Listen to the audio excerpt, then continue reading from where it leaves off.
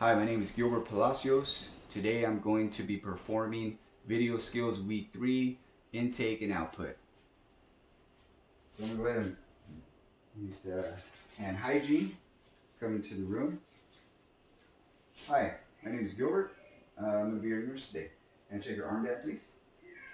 And have your first and last name. Gabrielle Palacios. And date of birth. 11/1/84. Thank you.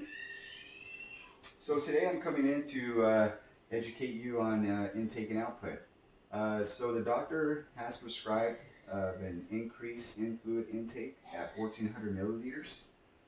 Your job is to measure intake and output through a 24-hour period over several days. So you're going to start by measuring any fluid intake that goes into the body. This includes anything orally, any IV, or any tube feedings.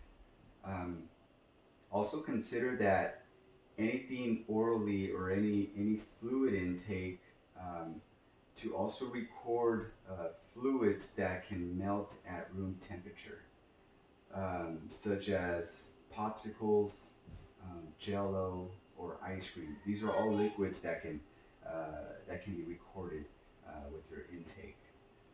Also, you're going to be recording any ice chips that you consumed as well. You're going to be recording it to half its volume, but if you can't remember, just go ahead and just log it down. Also, you're going to record any protein drinks, if you drink any as well.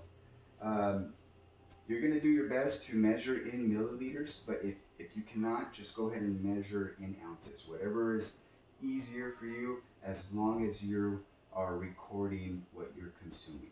So what I advise is if once you're done with your meal or your intake of food at the table, leave everything there. And you can use your pre-packaged drinks and go ahead and just record and put everything down on the log sheet. As far as for outtake, we're going to go ahead and be sending you home with a toilet hat, so you can measure your urine output in milliliters.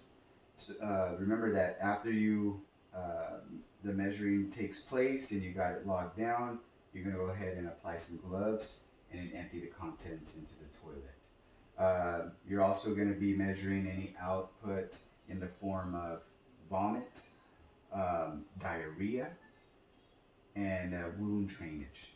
Okay, so just to remember that accuracy is most important.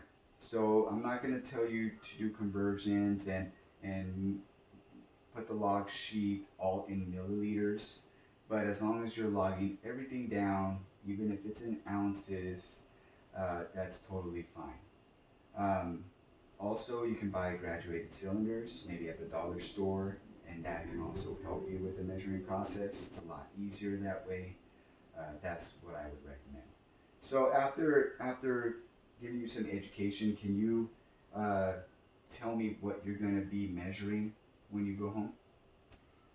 I will be measuring my liquid input. So anything that I consume that is a liquid, or anything that can, I guess, melt, right? So ice or popsicles, Jello, anything that will melt at room temperature.